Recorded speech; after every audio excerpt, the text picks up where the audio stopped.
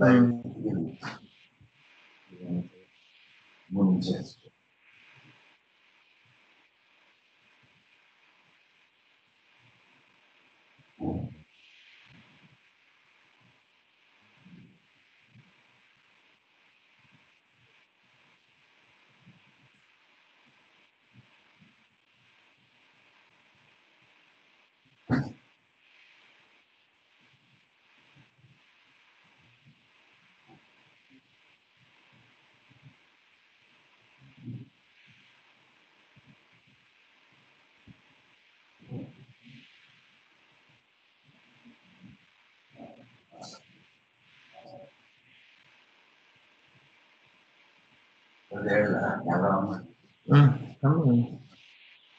Đó, vâng.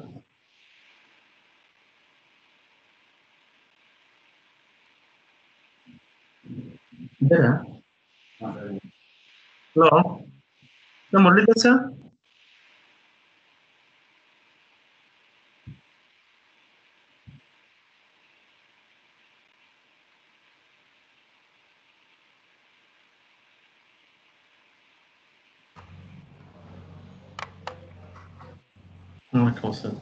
Good morning. Good morning, sir.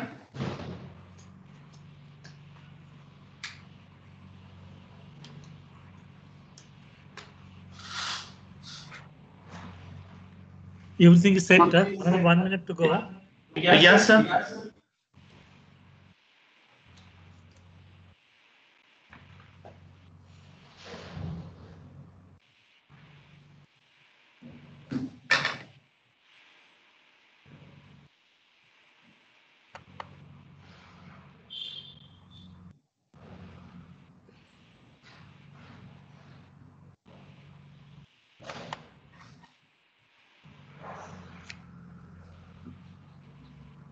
Ladies and gentlemen, good morning to all of you.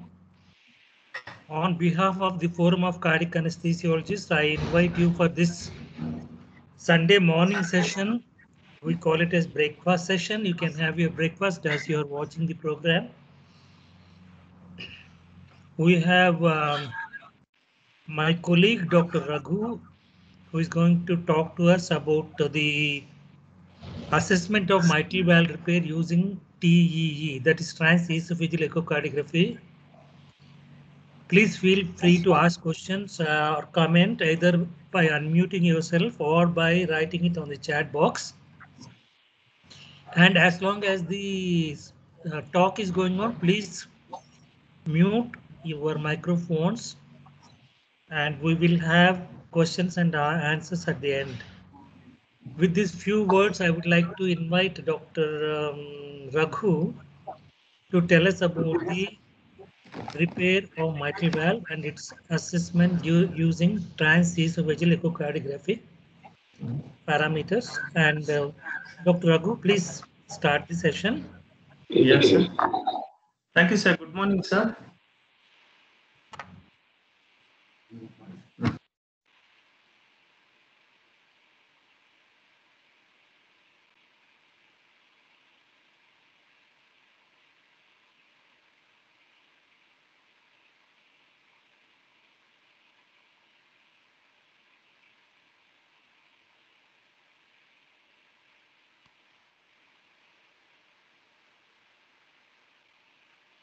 Good morning, everybody. Today I'm going to talk on TE assessment of mitral valve repair. Valve repairs have increased over past 2 to 3 decades because of the better understanding of both the mitral and aortic valve apparatus, and at the same time, there is an increase in experience by the cardiac surgeons about the valve repairs. TE plays an important role in assessing pre and post mitral valve repairs. Coming to the mitral valve apparatus includes the left atrium, the annulus, the AML, PML, the chordae tendineae, the papillary muscles, and the left ventricular wall. So the TE views which are used for assessing both the pre and post repairs are the mid-esophageal four chambers view, where we see A2, P2 segments. The commissural view from left to right, we see P1, A2, and P3. And coming to the mid-esophageal two-chamber view, we see the P3 segments, A1, A2, A3 segment, and mid-esophageal long axis view, we see A2P2 segments. Coming to the transgastric basal short axis view, we see the anterolateral commissure anteriorly and posterior medial commissure posteriorly. Towards the intraventricular septum, we see the AML, and away from it, we see the PML. In transgastric tube chamber, we see the mitral valve subvalvular apparatus can be assessed clearly in transgastric tube chamber view. To stimulate the surgeon's view in 3D, TE is being used where with the position of aortic valve at 11 o'clock and the LA appendage at 10 o'clock, where which coincides to the anterolateral commissure, where the surgeon can see anteriorly anterior mitral leaflet, posteriorly posterior mitral leaflet, where he can see which segment is prolapsing clearly in 3D echo. Coming to the normal mitral valve apparatus, we should know the normal valve. The annulus, the red line indicates annulus, and the coaptation point, the yellow dot indicates the coaptation point. Normally, the leaflets will be below the annulus. In case of billowing of mitral leaflets, the leaflets bow above the annulus, but the coaptation point will be below the annulus, facing towards the LV. In prolapsing mitral segment, both the leaflets and the coaptation point will be above the annulus, but the coaptation point will be facing towards the LV. Whereas in FLAIR mitral segment, the valve, the mitral leaflets will be billowing above the annulus, and the coaptation, the FLAIR segment will be facing towards the LV. The mitral regurgitation has been classified by Carpentier into three types. In type 1, we have the annular dilatation, where we'll have the central leak. It can be either due to the annular dilatation or the perforation of the mitral leaflets. In type 2, we have the AML or the PML prolapsing leaflets. In type 3, we have type 3A, where we have the restrictive motion of both during systole and diastole, which is seen in rheumatic heart disease. And in type B, we see restriction movement of leaflets only during systole, which is because of ischemic heart disease. The main advantage of the valve repair is to only for the preservation of left ventricular function, which improves early and late survival of the patient. Apart from that, there is the patient, there is no need to use blood thinners, and there is a lower risk of stroke and infection because of processes endocarditis. All these things can be reduced with mitral valve repair. Mitral regurgitation can be either be primary or organic regurgitation, or secondary or functional. Primary MR is mainly due to the abnormalities of the leaflets, or functional MR is due to the abnormalities of the left ventricle. Not the in this functional MR, the mitral leaflets are usually normal, and the regurgitation orifice in primary MR is usually circular, whereas it in secondary MR, it is elliptical in shape. If you look at this, you take the diameter of the circular orifice, which is normal and which is imposed on the elliptical shape. The diameter is same, but there is a larger area which is of elliptical shape in functional MR.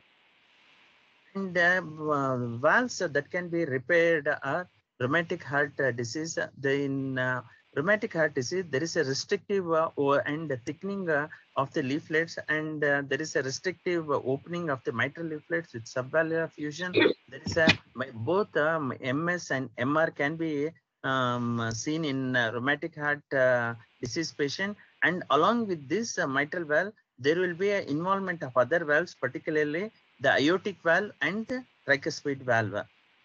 In myxomatous bileaflet prolapse, we see both the leaflets billowing into the LA, and here the chordae tendinae are elongated.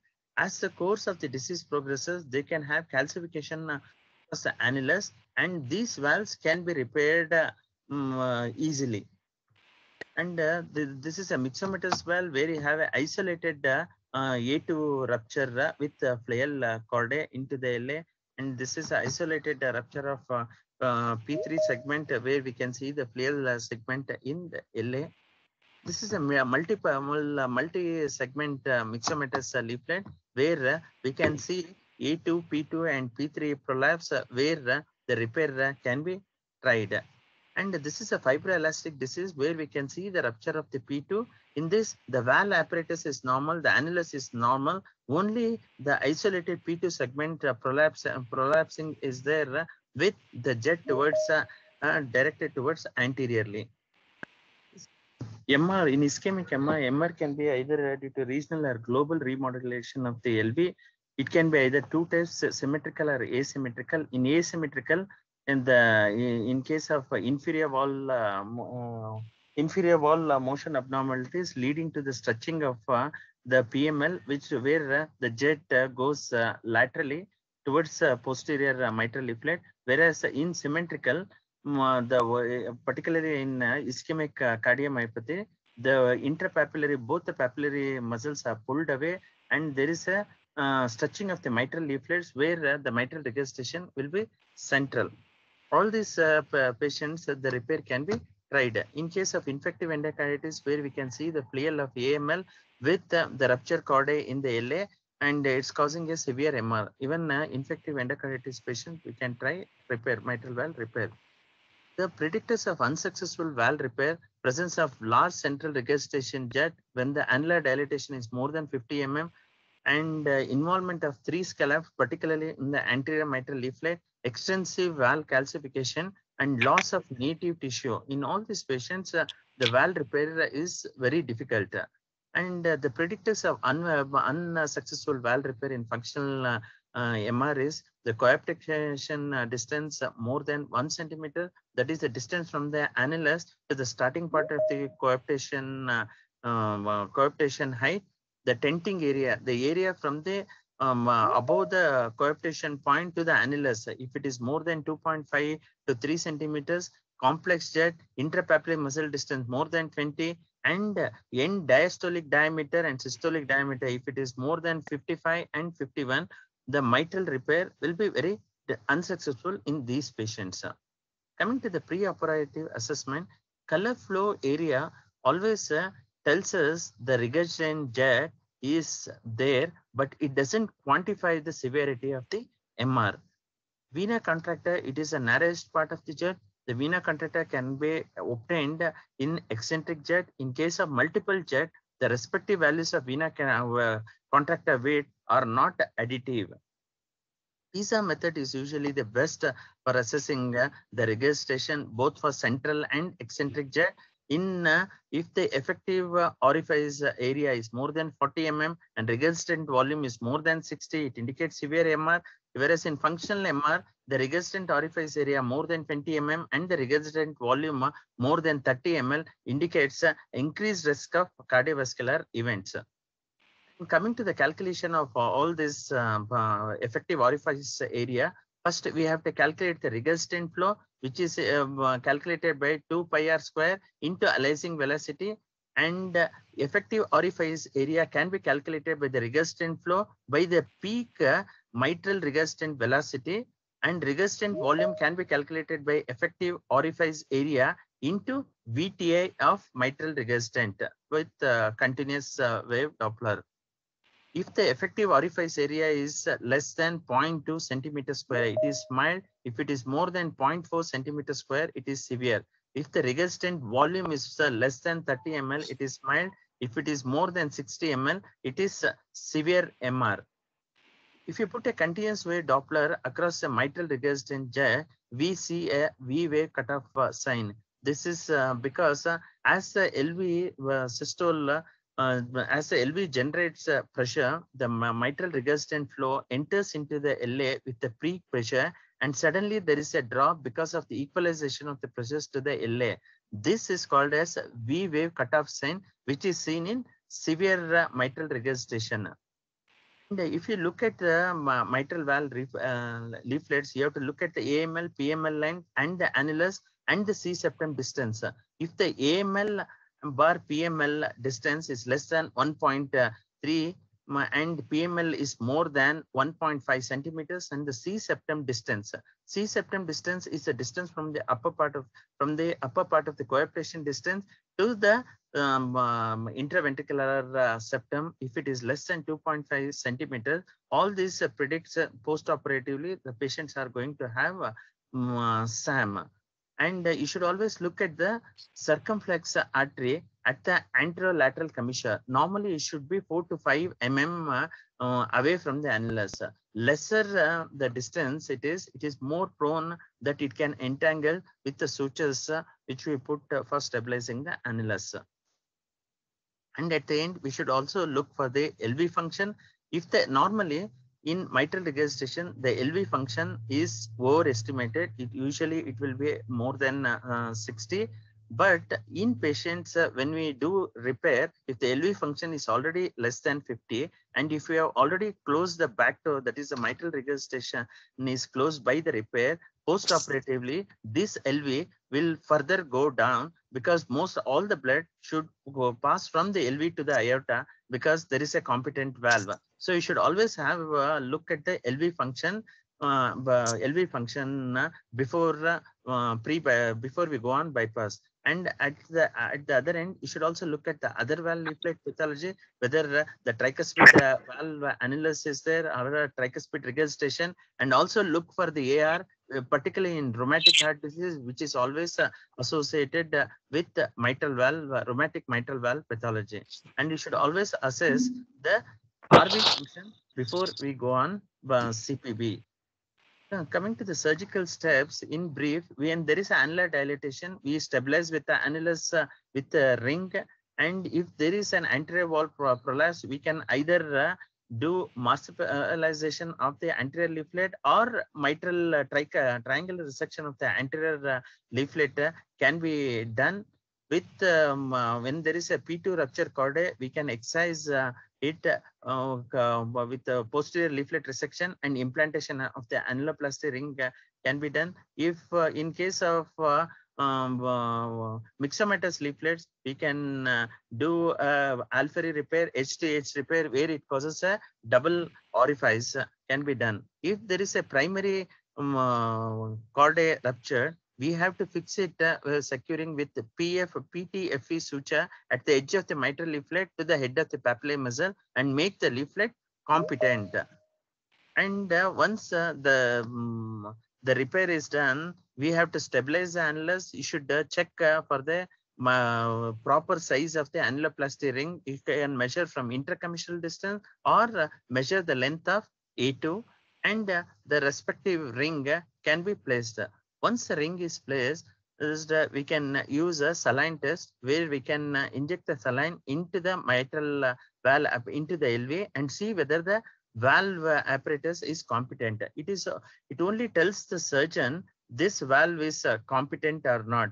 But the best test is to have a beating heart and TE at the end of the surgery to know whether the valve is competent or not. And we can do one more test, an ink test. Methylene blue can be used on the mitral on the commissure line, and if you take a hook and see how depth it is, we can easily make out the coaptation height of the leaflets. Coming post-operative mitral valve assessment, according to the Carpenter's golden rule, first we have to always correct the leaflet dysfunction. Either if there is a primary chordae rupture, you have to fix it. If there is a cleft, you have to fix it. And next, you have to provide a larger surface area of coaptation so that there won't be any leak. And the third one is stabilizing the annulus. Once clamp is off and the heart starts beating, de-ring is done, clamp is off, we see the valve leaflets like this. Valve has to be assessed pre-op without the color. First, you should see how the valve leaflets are moving. In this, the posterior leaflet is fixed, is stuck into the LV. The anterior leaflet is moving freely and it's clapping along the PML.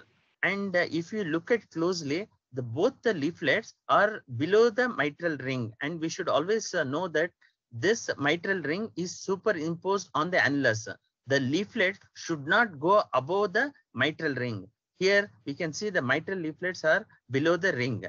And after this, see, this is a thing. Once you're coming off bypass without color, if you see the AML is sitting on the posterior annuloplasty felt without coapting to the PML. See, in these patients, if you see in the transgastric view, you can clearly see it is hitting on the felt. It is not coapting with the PML. These patients, when the LV recovers, patient will have severe mitral regurgitation, and these repairs are going to fail very soon. Best is to go back and re-repair the mitral valve properly again. And once without color, if you have assessed, put a color on all the views and see how the inflow is there any regurgitation, and both the leaflets are moving properly or not, we can assess in all the views. In transgastric view, we can see the valve area, and in deep transgastric view, we can easily assess the coaptation height, how much height is there, whether this valve leaflets are good or not. Coming to the zone of coaptation, in long axis view, if you see both the AML and PML clapping each other, and if the height is more than 8 to 15, it is normal, and this repair lasts for longer. Whereas in restrictive leaflet, we can accept up to 4 to 6 mm in case of rheumatic heart disease. And this can be assessed in mid-esophageal long axis view. And it can be also seen clearly in transgastric, deep transgastric view, where we can measure the height. And sometimes there may be acoustic shadowing of the ring on the mitral leaflet, where we cannot see the coaptation height properly. In those cases, if we don't get the deep transgastric view, we can measure the length of AML during diastole, and during systole, the non-coapting length of AML, which if you minus the both, we will get the coaptation height. Even this can be used for measuring the coaptation height. If the mitral regurgitation is present, we should know what is the mechanism. Is the leaflets are normal, or any cleft is there, or abnormal leaflets are there, that is prolapse, restricted, or SAM, or if MR is there, how severe is it? And we should always look at the patient overall condition. This is a patient where we have the restricted movements of both AML and PML, and there is a jet towards the posterior lateral. We can see the PML is restricting the movement of AML. And if MR is present, we should always look at which part of cardiac cycle is present. Usually the MR, if it is holosystolic, that means most throughout the cardiac cycle, systolic cycle, there is an MR. If the MR is only present during the systole, during systole, the mitral apparatus is in the process of closing, and during the later phase of the systole, that is late systole, if that MR disappears, no need to intervene. And using color Doppler, it gives an accurate, because the temporal resolution is high, it gives accurate the mitral regurgitation. We can accurately find out in which phase of cardiac cycle it is present. This is a patient where we are having a systolic anterior motion abnormality. We can see the large PML and a large AML, where the PML is hitting on the AML and obstructing the LVOTO, and you can see the posterior lateral jet in the LA. This clearly shows there is a complete obstruction of the LVOTO. And once when you see SAM, if you stop all the inotropes, vasodilators, or increase the preload, increase the afterload, and optimize the heart rate or reduce the heart rate, the SAM usually in 99% of the cases, it disappears. This is a management of SAM, which was published in Journal of Cardiothoracic Surgery in April 2003 by Verghese. He clearly mentioned if the mitral regurgitation is less than mild, LVOTO is less than 50, it can be clearly managed medically. If this is more than mild MR, and if the gradient is more and hemodynamically instability or symptoms are there, then you should consider for reoperation for SAM and LVOTO obstruction. And overall, at the end of the operation, if you see an LV like this and you have a moderate MR, this MR is underestimated because the LV is down, LV is function is low, LV is not able to generate sufficient power. So even the MR will be less. And you want to fix it, you want to go back and pump and have a clamp time of another 60 minutes ischemic time. And once you come off, this LV will never recover. So whenever you think to go on back on bypass and want to fix the MR, you should overall look at the LV function. And this will be the worst decision to make in the OT, because whether to go back or to leave it. So the overall condition of the patient has to be taken before we decide. And once we are off, we have to look at the gradient across the mitral valve in long axis. The mean gradient less than 5 is acceptable. And usually we don't take pressure of time because the LA and the LV compliance is last after CPB. Gradient, mean gradient has to be accepted. We can see the leaflets are not opening properly. The mitral leaflet suppression index, if it is less than 0.8, it shows severe stenosis. You can see here the gradient is more than 33. These types of repair cannot be accepted. We have to go back and re-repair such valves. And we can calculate the planimetry in the transgastric basal axis. Valve area more than 3.5 is accepted. When you do edge-to-edge repair, we have a 2 orifices. In the commissural view, we have to take the gradient both sides, right and left, and take the average of mean pressure. We have to take the average of both the mean pressure and the valve areas. 2 valve areas to be calculated separately, and the mitral valve is the combination of both the valve areas. And you should look at the circumflex artery, whether any stitches have gone across the subclavian circumflex artery. We should visualize the circumflex artery at the end of the surgery. And at the end, you should also always look at the aortic valve apparatus. Is there any AR, central AR, or the commissural leak, or any perforation on the aortic leaflet, because some stitches can go across the leaflets, which can make the valve incompetent. And you should always look at the intra-atrial septum, because you are retracting the LA for the mitral valve repair. Sometimes IAS can be stretched and can cause ASDs. At the end of the operation, you should always look at the LV function and compare it to the pre-op LV. Most of the case post-operatively, the LV will be down because we have fixed the mitral valve. And these patients, they take some time to recover. I'm not leaving. I'm here only. Mitral valve cases, repair cases. This is a rheumatic mitral valve, where like in 5-chamber view, we see the anterolateral commissure, and this is midesophageal 4-chamber view, where we Kindly mute the can see mics. with stenotic and some MR. The commissure view, we can see the posterior lateral, posterior medial commissure. There is some leak over there. And Please mute your mics. we Except see the vena contracta, but this one pizza radius of 0.8. And if after the repair with the posterior annuloplasty, we see the competent valve, we see a trivial MR with good coaptation height. And this is the second case where we see the eccentric MR with severe MR.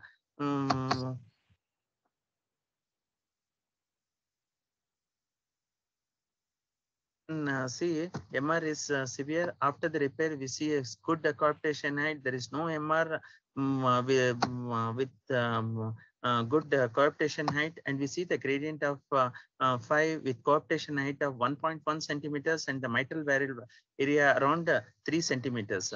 This is a myxomatous valve where we can see A2 and P2 prolapse into the LA, and once after the first repair, we could see a perforation just below the base of the mitral AML, and we can see an MR, and the PML is completely restricting the opening of the AML, and the PML length is very big. So we went on bypass and we repaired it again with the posterior annuloplasty, where we can see there is no MR with good coaptation height.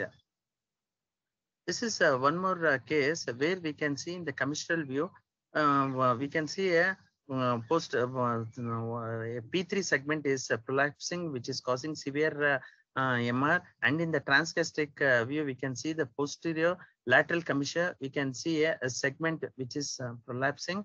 And we repaired this patient with a ring, and we closed the A3P3, that is alpha of A3P3. Commissure has been closed. And if you go to the Carpenter's classification, we see A1, A2, A3 with P1, P2, P3.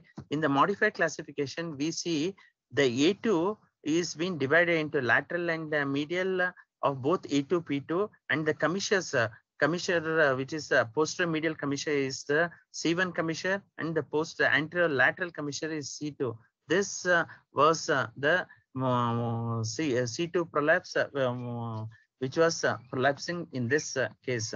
This is an ischemic MR where we can see the anterior mitral leaflet is stretching with the stretch chordae, which is seen in this case. The restriction of the anterior leaflet due to excessive stretching by the stretch chordae provides a typical Seagull apparatus. In this, we can see the coaptation height, which is 0.7 centimeters, and the tenting area around 2.2 centimeters.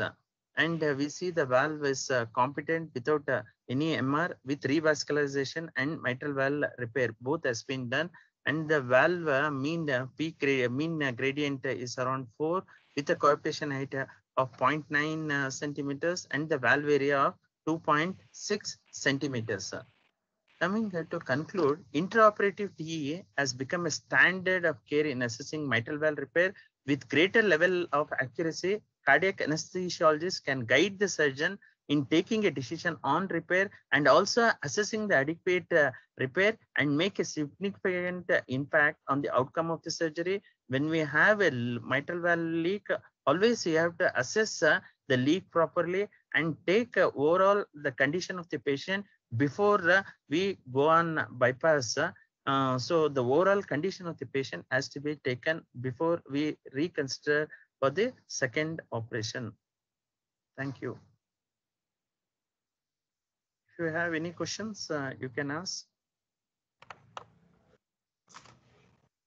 Thank you, Raghu, for that wonderful presentation of mitral valve repair and assessment.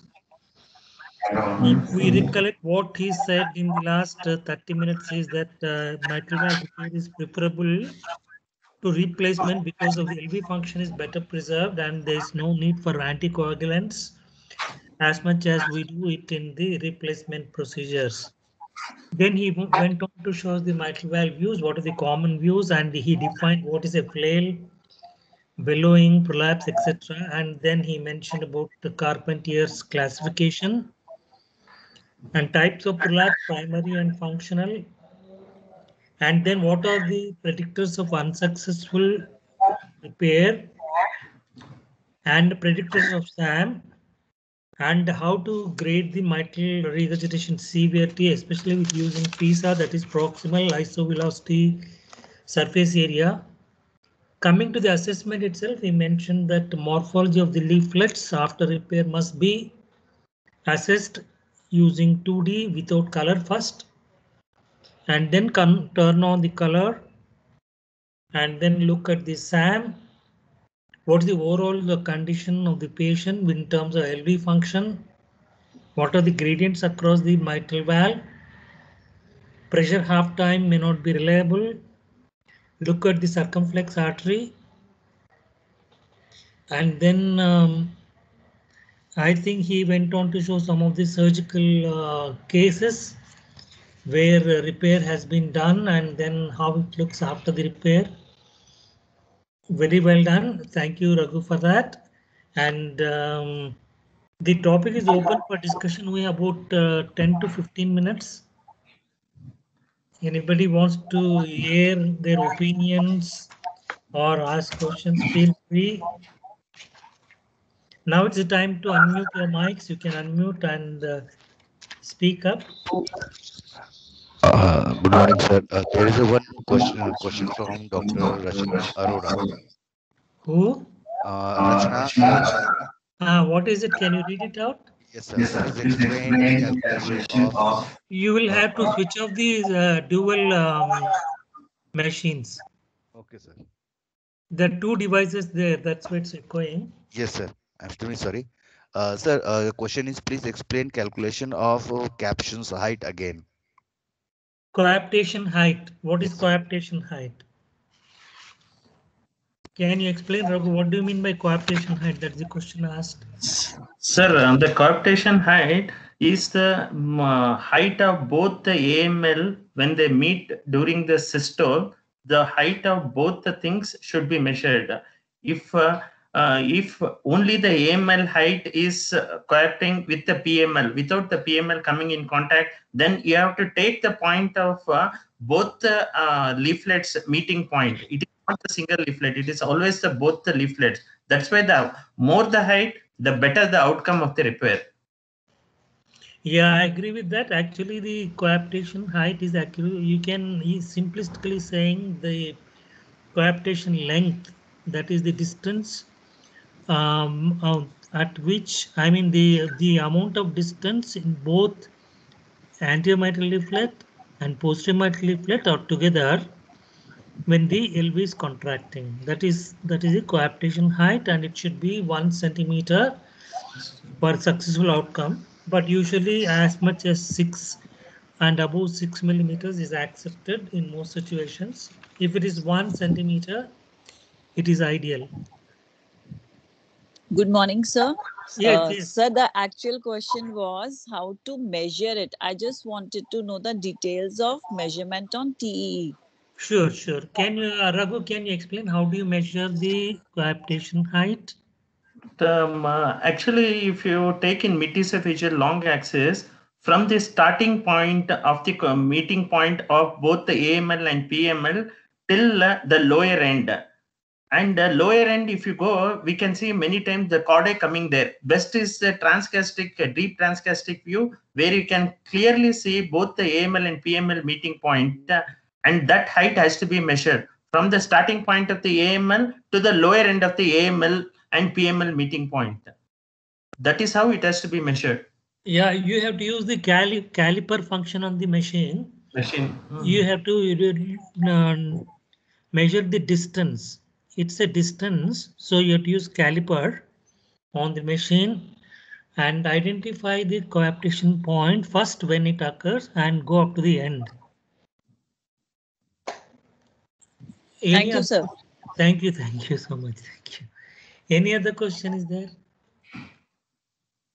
Yes, sir. There is a question from Dr. Gita Kanagan. Okay, can she unmute and ask directly? Is it possible? Otherwise, you read it out. Muralidhar? Yes. I'm just wondering, it would be easy for anyone to understand if you could show a picture. Absolutely. Is it possible, Raghu, to show the picture? Take a long axis view and show the coaptation height measurement. Thanks. That is right. That's right. It's always easy to show it in the picture. Raghu, is it possible for you to do that? Sir, 1 minute, sir. I'll do.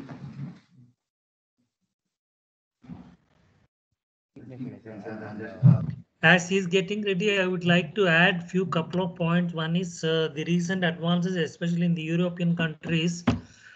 They have evolved what is called as Harpoon beating heart mitral valve repair system. Here, just like beating heart CABG or off pump CABG, we can do the mitral valve repair off pump using surgical techniques. Heart is beating, and we do not need the cardiopulmonary bypass. And you do a small left thoracotomy, just like we do for mitral valvotomy, surgical mitral valvotomy, small anterior anterolateral thoracotomy, and enter the LV apex. And through the echo guidance, this is totally guided by the echocardiography.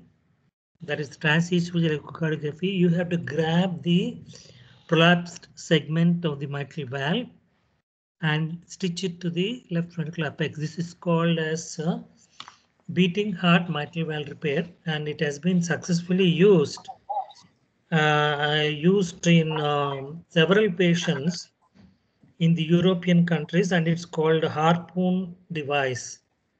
I have personally seen it when I happened to visit Netherlands, and it can be offered especially when the candidate is a poor surgical risk for cardiopulmonary bypass with comorbidities and elderly age group. This certainly works, but it needs precise and meticulous calculations of the distances and the morphology of the mitral valve which is involved, and this can be offered as an alternative for a regular mitral valve repair.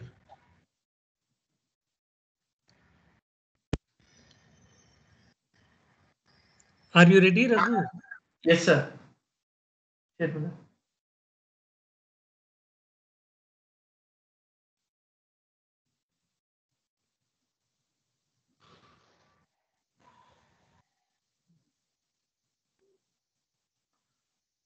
This is a mid-esophageal long axis where we can see the aortic valve is opening and the mitral valves are closed. This is the starting point of the this one coaptation point till the lower end. You have to measure using a caliper. You please look at the diagram on the right, the last one on the right. This is the mid-esophageal long axis view showing the aortic valve open, which means it is systole, and the mitral valve closed. And you have the left ventricle at the far end of the screen and the left atrium at the near end. I don't have a pointer, otherwise I can do that. So you have to measure this distance from the coaptation point to the end of the end where the anterior and posterior mitral leaflets are meeting together, and measure, caliper the distance. As we said, 1 centimeter is ideal.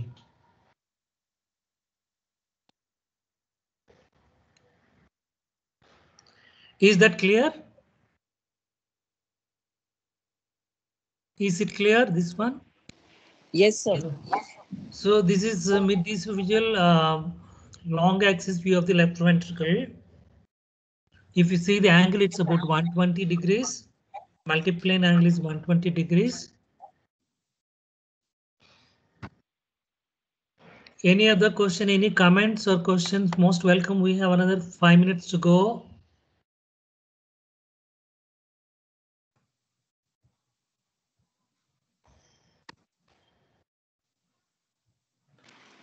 Sir, is there any relation with the Wilkins score?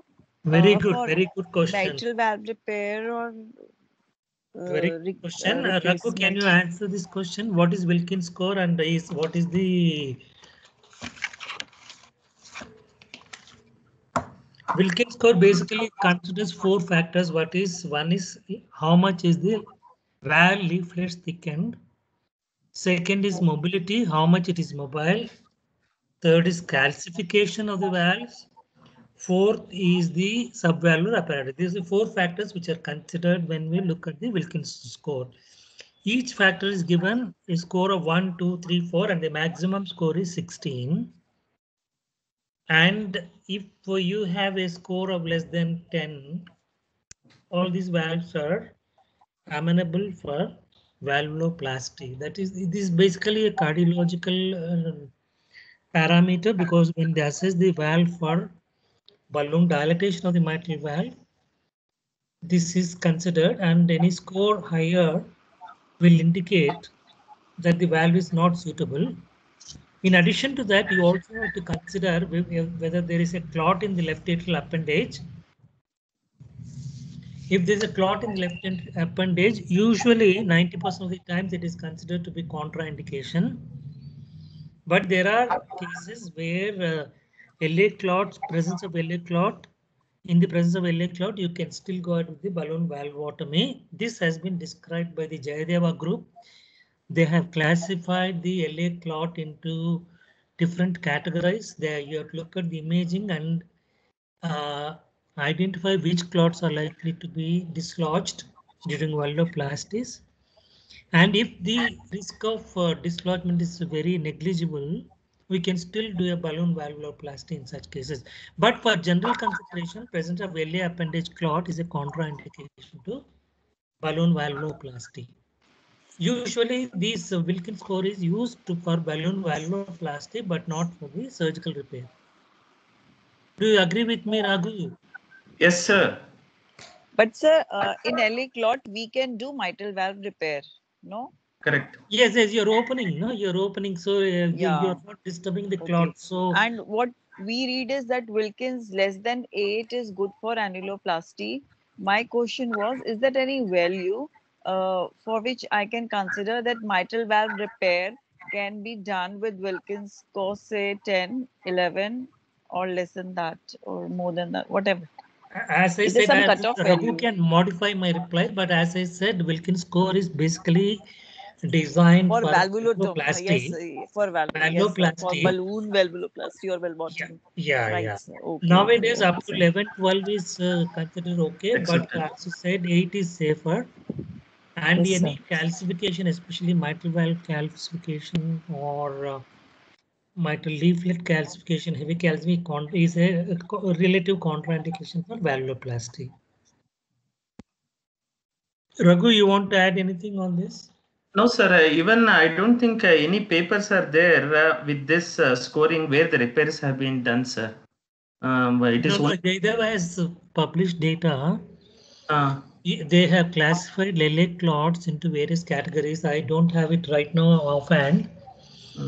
If you look into that, Dr. Manjunath has described techniques to do valvuloplasty in patients who have LA clots. But I think you should forget, for general understanding, presence of LA clot is a contraindication for Correct. balloon valvuloplasty. Just take that as take-home messages. There are exceptions to this, but we will not go into that now. We can have another detailed session on that. But as of now, we'll take it for that the presence of LA clots, especially all the patients who have balloon valvuloplasty. Before the procedure, they have a TE to identify the presence of LA clot. And then after excluding LA clot, only then the balloon valvuloplasty is considered, after considering all the other factors which are suitable for balloon valvuloplasty.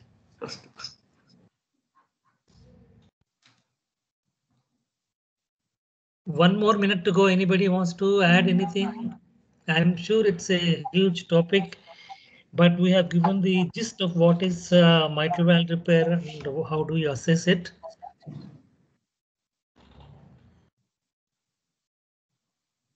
(9:45), I think time is up, but if there's any last question, feel free. Please unmute and feel free. Then we can go on to enjoying our Sunday, if you're not on call or on duty.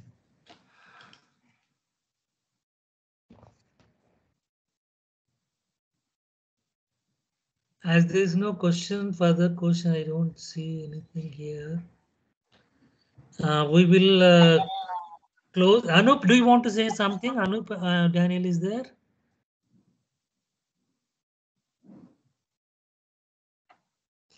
Okay, there are no questions. We'll close the sessions. We'll meet you next Sunday. Next Sunday, Dr. Naman Shastri is going to talk to us about 3D assessment of mitral valve. The next level of mitral valve assessment is 3D. He will be dealing with that. Please don't miss it. And thank you so much.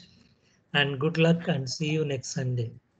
Thank you, sir. Thank you and all the participants so at FCA for the forum given to us to conduct these meetings. Thank you so much. Thank you, sir. Thank you, sir. Thank you, attendees. And we'll meet on next Sunday classes. Thank you, Raghu, sir, for the valuable speech. Thank you, attendees. Thank you, boss. Thanks, everybody.